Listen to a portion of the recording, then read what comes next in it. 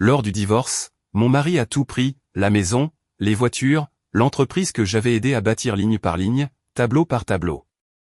Il n'a pas crié, il n'a pas argumenté, il a souri lentement, satisfait, comme un homme qui récupère enfin une dette qu'il estimait lui être due.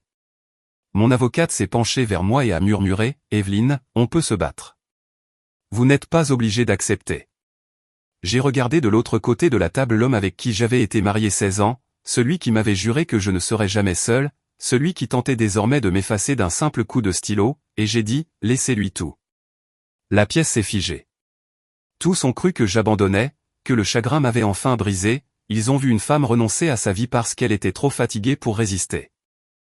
Lors de l'audience finale, j'ai signé chaque page sans hésitation, le sourire de mon mari s'est élargi jusqu'à ce que son avocat se penche et lui murmure 5 mots qui le firent pâlir, car il ignorait ce qu'il prenait réellement. Je m'appelle Evelyne Carter et pendant longtemps j'ai cru que la force consistait à se taire.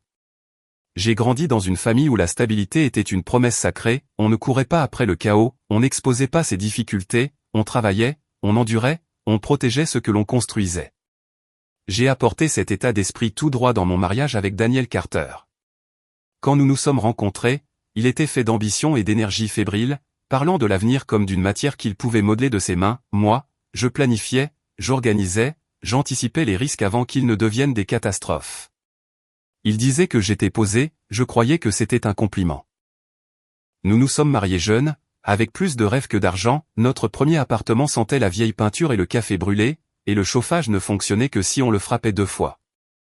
Daniel avait une idée d'entreprise, un cabinet de conseil censé aider des sociétés en difficulté à se redresser, il avait la vision, mais ni structure, ni système, ni chiffres réellement cohérents. C'est là que j'intervenais, je travaillais à plein temps le jour et gérais les opérations de l'entreprise le soir, établissant les budgets, suivant les dépenses, négociant les contrats et corrigeant les erreurs avant qu'elles n'atteignent les clients. Quand Daniel se tenait devant les investisseurs, sûr de lui et éloquent, j'étais au fond de la salle avec les tableurs qui rendaient cette assurance possible. On le qualifiait d'homme parti de rien, je souriais et je laissais faire. L'entreprise a grandi lentement, puis soudainement, clients plus importants, horaires plus longs, pression accrue. Quand nous avons acheté la maison, Daniel a levé son verre en disant « On l'a fait, je l'ai cru, j'avais envie d'y croire ». Nos enfants sont arrivés peu après, d'abord Lily, puis Ethan, et mon monde a basculé du jour au lendemain. J'ai appris à tenir un téléphone d'une main et un bébé de l'autre tout en rassurant un client en haut-parleur, à fonctionner avec 3 heures de sommeil et à m'assurer malgré tout que les salaires étaient versés à temps, je me disais que c'était ça, le partenariat, le mariage. Mais à mesure que l'entreprise s'étendait, quelque chose a changé, Daniel a cessé de demander mon avis, puis de le reconnaître, mon rôle est passé discrètement de partenaire à soutien, d'indispensable à attendu. Il disait, je m'occupe des grandes décisions, ou, tu n'as plus besoin de t'inquiéter de ça, au début, je pensais que c'était temporaire, le stress, le succès, le prix de la croissance. J'ai ignoré la disparition de mon nom des courriels internes, les contrats que j'avais aidé à rédiger signés sans ma relecture, la façon dont Daniel me présentait aux événements non plus comme sa partenaire d'affaires mais simplement comme sa femme. Je n'ai pas lutté, convaincu que la loyauté me protégerait, que l'amour compterait. Je ne savais pas que pendant que je maintenais tout en place, Daniel apprenait déjà à se détacher de moi. Les fissures ne sont pas apparues lors d'une dispute éclatante, elles se sont glissées silencieusement, déguisées en stress normal, distance normale, excuses ordinaires. Au début, c'était de petites choses, il ne demandait plus comment s'était passée ma journée, prenait des appels pendant le dîner, sortait pendant que je débarrassais seul, quand j'évoquais la trésorerie ou les coûts fournisseurs, il balayait mes inquiétudes d'un sourire distrait, je gère, tu t'inquiètes trop. Ces mots me réconfortaient autrefois, ils sonnaient désormais comme un rejet. À mesure que l'entreprise prospérait, Daniel changeait, pas brutalement, mais suffisamment pour que je me mette à douter de moi plutôt que de lui, il s'habillait mieux, parlait plus durement, employait des termes comme « scalabilité » ou « domination », comme si les affaires étaient une guerre à gagner à tout prix. En réunion, il m'interrompait, puis cessait de m'inviter, un après-midi, j'ai constaté que mon accès à certains comptes internes avait été restreint. J'ai cru à une erreur technique et je lui en ai parlé le soir, il n'a même pas levé les yeux de son téléphone, c'est plus simple comme ça. J'aurais voulu demander, mais je ne l'ai pas fait, j'étais épuisé par les enfants, par l'entreprise, par cette nécessité constante de prouver ma valeur dans une vie que j'avais contribué à bâtir à partir de rien. Je me persuadais que soutenir signifiait aussi s'effacer. Puis les remarques ont commencé, tu es trop émotive, tu prends les choses personnellement, ce n'est que du business, tu ne peux pas comprendre la pression que j'ai, prises séparément, elles semblaient anodines, ensemble elles formaient un poids qui m'oppressait et me faisait douter de mon instinct. Je me suis mise à m'excuser pour des questions légitimes, à ne plus contester des décisions qui me paraissaient mauvaises, Daniel l'a remarqué et en a profité. Il voyageait davantage, parfois sans prévenir avant la veille, n'assistait plus aux événements scolaires des enfants, invoquant des échéances et des appels d'investisseurs, quand je lui ai demandé d'être plus présent, il a ricané, quelqu'un doit bien faire vivre cette famille, ce n'est pas comme si tu le faisais encore. Ce fut la première fois que je me suis senti vraiment invisible, l'homme qui louait autrefois mon sens du détail le présentait désormais comme un défaut. Un soir, quand les enfants dormaient, je l'ai enfin confronté, j'ai l'impression de disparaître, ai-je murmuré. Daniel s'est adossé au plan de travail, les bras croisés, l'air las, presque agacé, tu imagines des choses, Evelyne, tu voulais la stabilité, voilà à quoi elle ressemble. Je l'ai fixé, cherchant sur son visage l'homme que j'avais épousé, celui qui demandait mon avis avant de décider, celui qui disait ne rien pouvoir faire sans moi.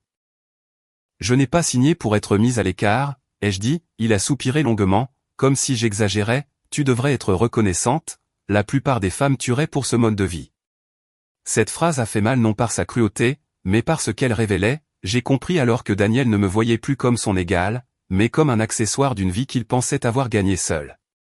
Je suis allé me coucher sans un mot, sans pleurer ni crier, fixant le plafond en repassant des années de compromis que j'avais appelés amour. 2 semaines plus tard, une enveloppe est arrivée, à l'intérieur, une notification officielle de divorce, Daniel ne m'avait ni prévenu ni consulté, il avait déjà décidé. En lisant les documents, une vérité s'est imposée, ce n'était pas seulement la fin d'un mariage, c'était le début d'une bataille que Daniel était certain de gagner. Il n'est pas venu seul à la médiation, il est entré avec une assurance que je ne lui connaissais plus, suivi d'un homme en costume bleu marine impeccable, à la poignée de main ferme et au regard glacé, Mark Feldman, son avocat, de ceux qui parlent lentement, chaque mot calculé 3 coups à l'avance. Mon avocate, Rachel Moore, feuilletait les documents envoyés la veille par l'équipe de Daniel, je sentais la tension dans la crispation de sa mâchoire. C'est agressif, a-t-elle murmuré, agressif était un euphémisme, ce n'était pas une négociation, mais une déclaration. Daniel voulait la maison, les 2 voitures, la pleine propriété de l'entreprise, la garde principale des enfants et une pension minimale, à peine de quoi couvrir les courses, encore moins la vie que nous avions construite ensemble. Mark fit glisser les documents sur la table avec un sourire mince. Compte tenu du rôle de M. Carter en tant que principal générateur de revenus, nous estimons que cet arrangement est raisonnable. Principal générateur.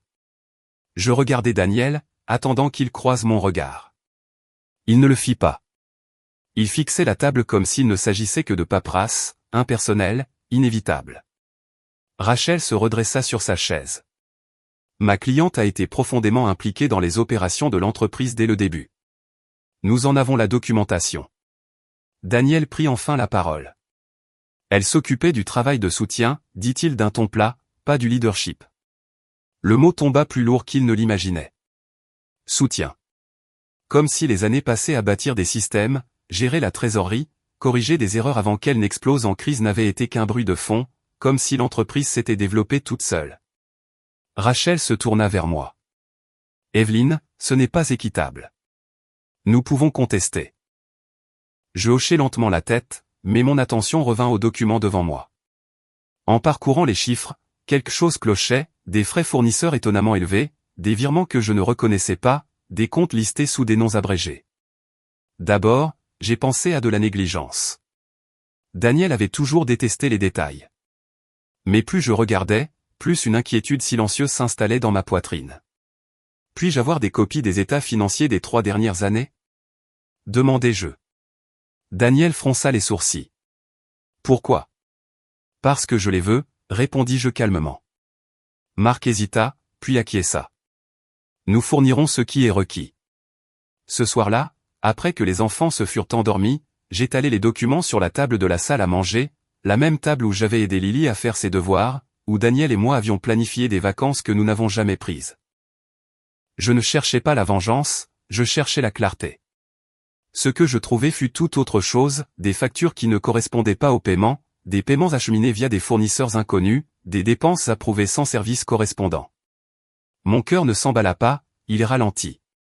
Je sortis de vieux dossiers du stockage, recouper des comptes que je n'avais pas touchés depuis des années. Lentement, soigneusement, un schéma apparut, impossible à ignorer.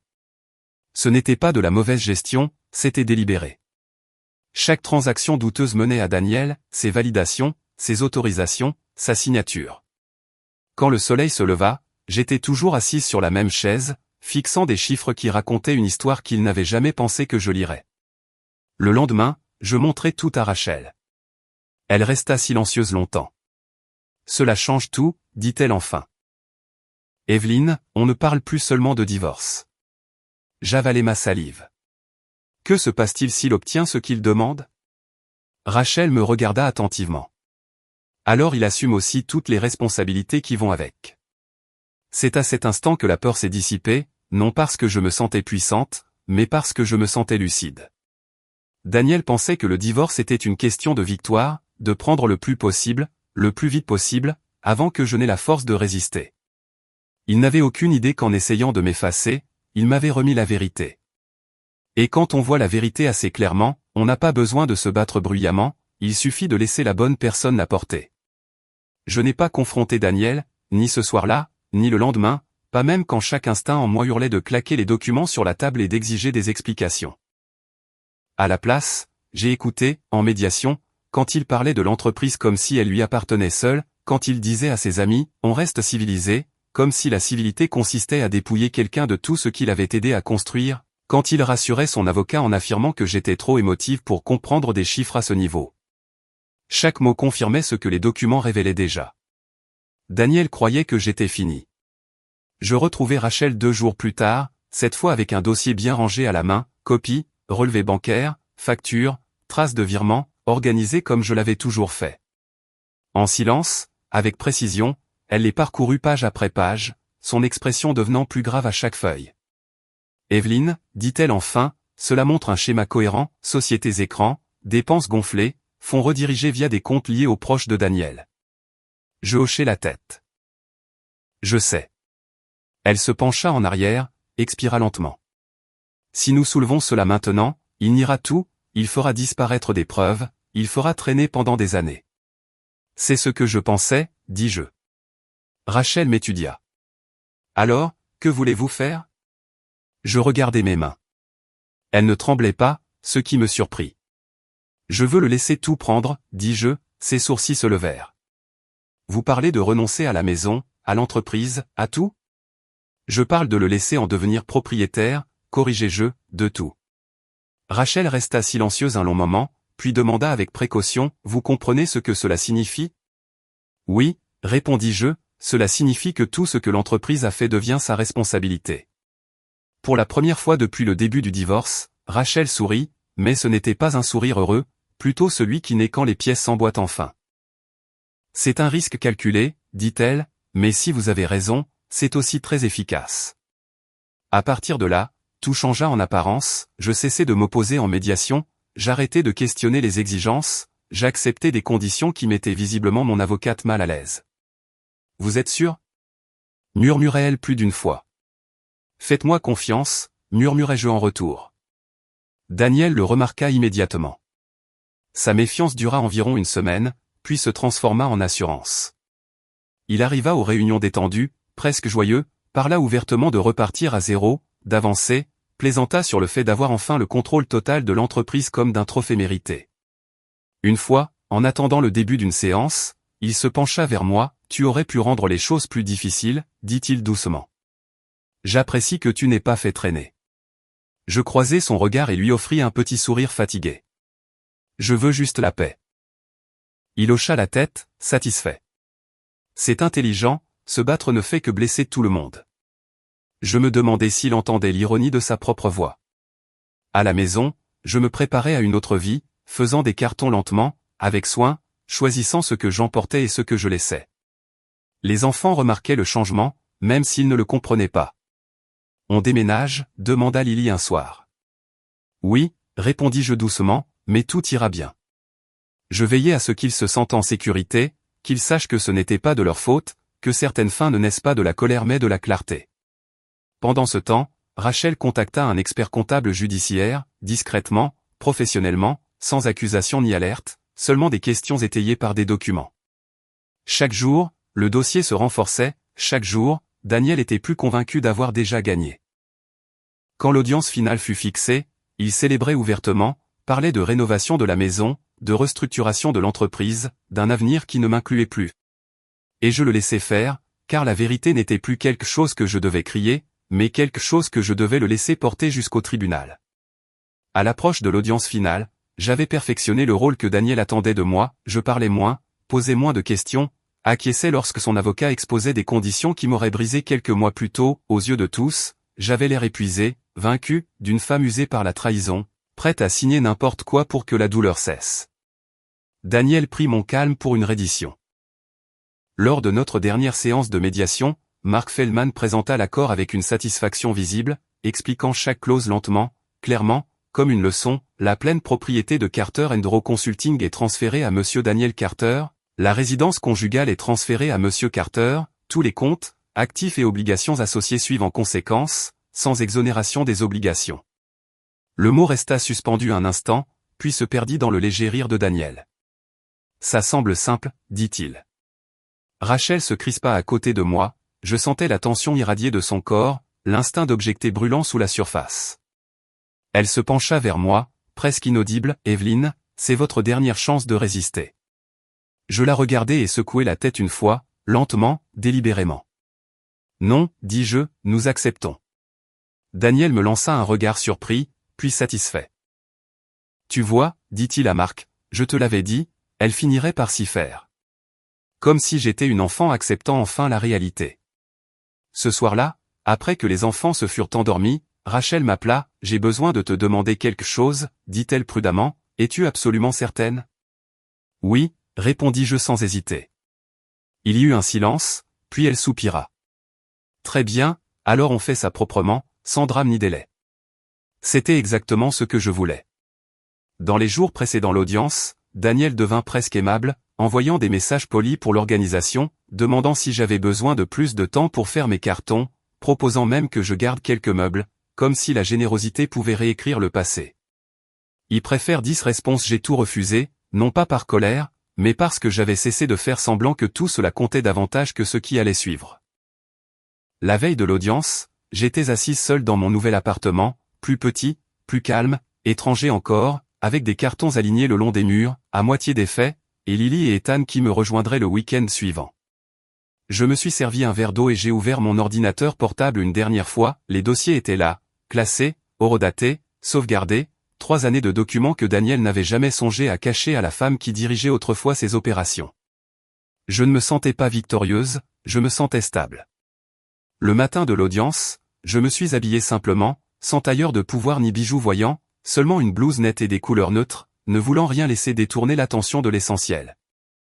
Daniel est arrivé en avance, souriant largement, saluant tout le monde comme s'il assistait à une célébration plutôt qu'à une procédure judiciaire, il ne m'a regardé qu'une fois assis.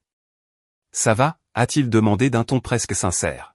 « Oui » ai-je répondu, et pour une fois c'était vrai, le juge est entré, les formalités ont commencé.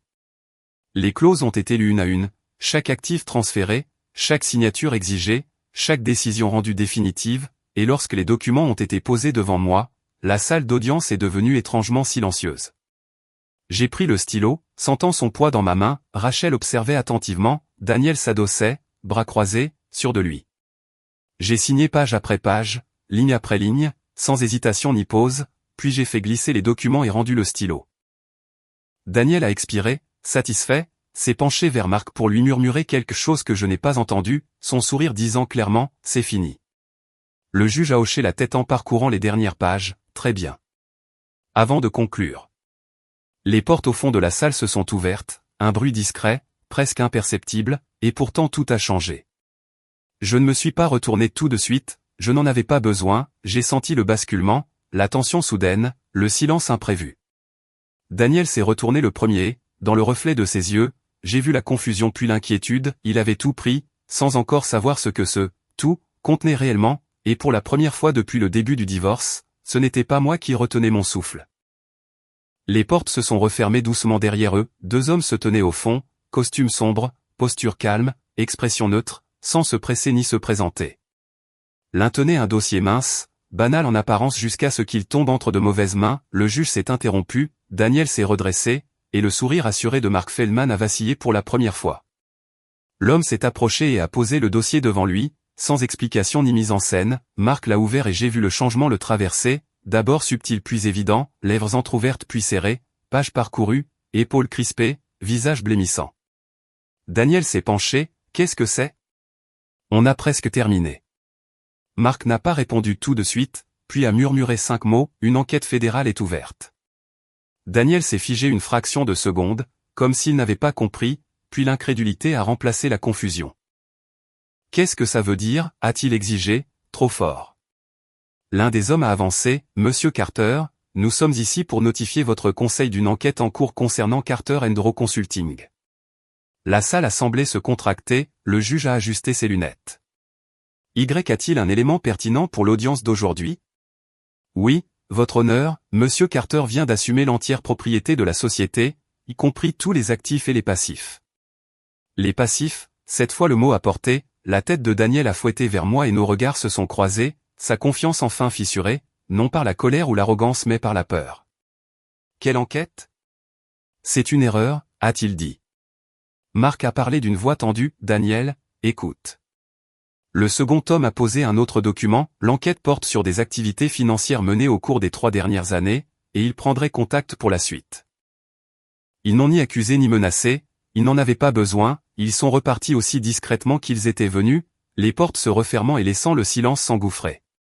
Daniel fixait les papiers comme s'ils pouvaient se transformer en quelque chose d'inoffensif, sa mâchoire se crispait, sa respiration devenait courte. C'est à cause de toi, a-t-il lancé soudain, la voix aiguë et désespérée, le juge a frappé une fois de son marteau. Monsieur Carter, maîtrisez-vous. Je n'ai rien fait, j'ai signé ce qu'on me disait, elle s'occupait des détails, elle s'est toujours occupée des détails.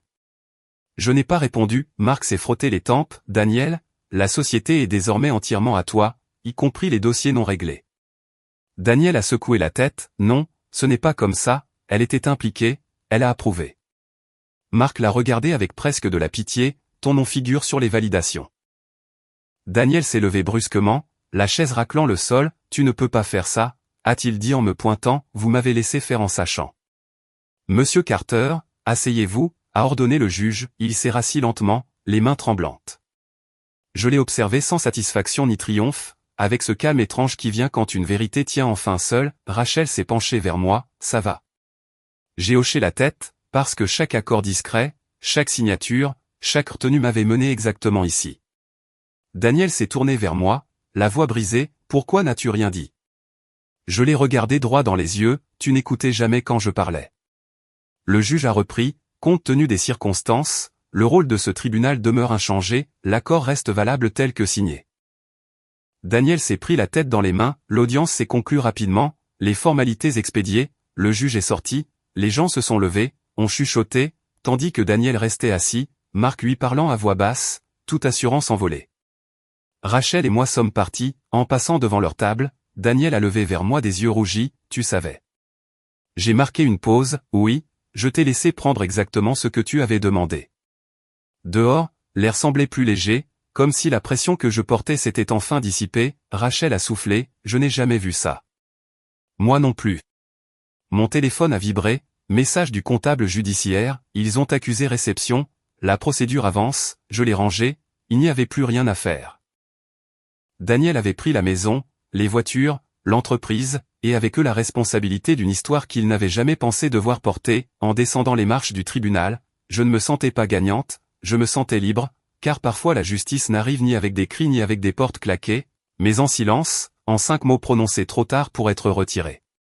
Les retombées n'ont pas explosé d'un coup, pas de gros titres le lendemain, pas d'arrestation spectaculaire, seulement quelque chose de plus discret et plus dérangeant. Pour Daniel, les premiers signes sont venus sous forme de lettres officielles, arrivées dans la maison qu'il avait tant voulu garder, demande de documents, avis de contrôle, échéances indifférentes aux excuses. Il a d'abord tenté de fuir, engageant un autre avocat puis un autre comptable, parlant d'enquêtes de routine, de malentendus, publiant des photos souriantes comme si l'assurance affichée pouvait devenir réelle, mais le stress finit toujours par s'infiltrer, réunions annulées, clients posant des questions sans réponse, fournisseurs cessant de rappeler, et l'entreprise qu'il exhibait comme son plus grand succès commençait à se rétrécir sous le poids de ses secrets. Je l'ai appris par bribes, Rachel me tenait au courant quand cela touchait la garde ou les finances, un ancien collègue m'a écrit pour savoir si j'allais bien avant d'admettre que quelque chose clochait, un ami a mentionné l'avoir vu tard le soir au bureau, lumières allumées bien après le départ de tous les autres. Je n'ai répondu à rien de tout cela, mon rôle dans ce chapitre était terminé. L'enquête a avancé lentement mais avec méthode, entre audits financiers, entretiens et demandes impossibles à ignorer, et Daniel a été contraint d'expliquer des transactions qu'il n'avait jamais imaginé devoir justifier, l'assurance qu'il arborait autrefois avec tant de facilité s'est fissurée sous l'examen attentif. Lorsque la garde des enfants a été réexaminée, le tribunal en a tenu compte, la stabilité comptait, la transparence comptait, et soudain l'homme qui affirmait que j'étais trop émotive pour qu'on me confie des chiffres était incapable de fournir des réponses claires sur les siens. L'accord a évolué, j'ai obtenu plus de temps avec les enfants, davantage de poids dans les décisions, plus d'espace pour reconstruire quelque chose de solide. Daniel a tenté de me contacter une seule fois pendant cette période, un simple message, nous devons parler. Je n'ai pas répondu, non par colère, mais parce qu'il ne restait plus rien à dire qui n'ait déjà été consigné dans des documents, des signatures, des choix qu'il avait faits sans moi. Pendant ce temps, ma vie a recommencé à prendre forme, j'ai trouvé un nouveau poste dans une entreprise de taille moyenne qui valorisait réellement ce que j'apportais, sans se soucier du nom de Daniel ni de l'histoire qui y était attachée, mais de la compétence, de la clarté et de la confiance. Pour la première fois depuis des années, je travaillais sans me préparer à être écarté. Les enfants se sont adaptés plus vite que je ne l'aurais cru, Lily posait des questions réfléchies, Ethan des questions simples, et tous deux ont appris à leur manière que le changement ne signifiait pas toujours une perte, mais parfois un soulagement. La maison dans laquelle nous avons emménagé était plus petite, mais elle était à nous, nous dînions ensemble sans cette tension sourde sous-jacente, je dormais mieux, je riais davantage. Quant à Daniel, la dernière fois que j'en ai entendu parler, l'entreprise ne fonctionnait plus comme avant, contrat dissous, avoir gelé, l'avenir qu'il avait imaginé s'éloignait à chaque question sans réponse qu'il ne pouvait plus éluder. Je n'ai pas célébré cela, je n'en avais pas besoin, car l'objectif n'a jamais été de le voir tomber, mais de me relever moi-même, il a pris tout ce qu'il réclamait et, ce faisant, il a assumé un poids qu'il n'était pas préparé à porter, tandis que moi je portais autre chose, la paix. Et pour la première fois depuis le début du divorce, je savais que le pire était derrière moi. Longtemps, j'ai cru que tout perdre signifiait repartir de zéro, je me trompais, recommencer n'est pas la même chose qu'être effacé. Ce que j'ai découvert, lentement et discrètement, c'est que ce qui comptait vraiment n'avait jamais été sur la table de ce tribunal, pas une seule fois. L'enquête se poursuivait en arrière-plan, à son propre rythme, guidée par les faits plutôt que par les émotions, je n'en suivais pas chaque détail, je n'en avais pas besoin, car le processus existait pour protéger la vérité, non pour apaiser ma colère. Ce sur quoi je me concentrais, c'était reconstruire une vie qui me paraissait à nouveau honnête, des routines, d'abord les trajets pour l'école, les dîners partagés, les promenades du week-end sans précipitation ni tension, j'ai reconstruit la confiance avec mes enfants en étant présente avec constance, en répondant à leurs questions sans amertume, sans jamais dire de mal de leur père, même lorsque cela aurait été facile. Ça va maintenant, m'a demandé Lily un soir alors que je l'abordais, oui, ai-je répondu en lui caressant doucement les cheveux, et je le pensais. Le travail est redevenu une source de plaisir, on respectait mon regard, on me confiait des responsabilités, on m'incluait dans les décisions au lieu de m'écarter, je n'avais plus à prouver ma valeur en me taisant, je pouvais parler et être entendu. Daniel et moi ne communiquions que lorsque c'était nécessaire, principalement au sujet des enfants, et la colère qui brûlait autrefois en moi s'est transformée en quelque chose de plus léger, l'acceptation, ni le pardon ni l'oubli, mais la compréhension que ses choix lui appartenaient et que les miens m'appartenaient. Un après-midi, assise sur le balcon de notre appartement à regarder le soleil disparaître derrière les immeubles, j'ai soudain compris, je n'avais pas tout perdu, j'avais perdu une version de ma vie qui dépendait du fait d'être ignoré, et ce que j'avais gagné, c'était la clarté. J'ai appris que la force ne ressemble pas toujours à la résistance, parfois, elle prend la forme de la retenue, de la patience, de la capacité à se retirer et à laisser la vérité avancer sans qu'on la pousse.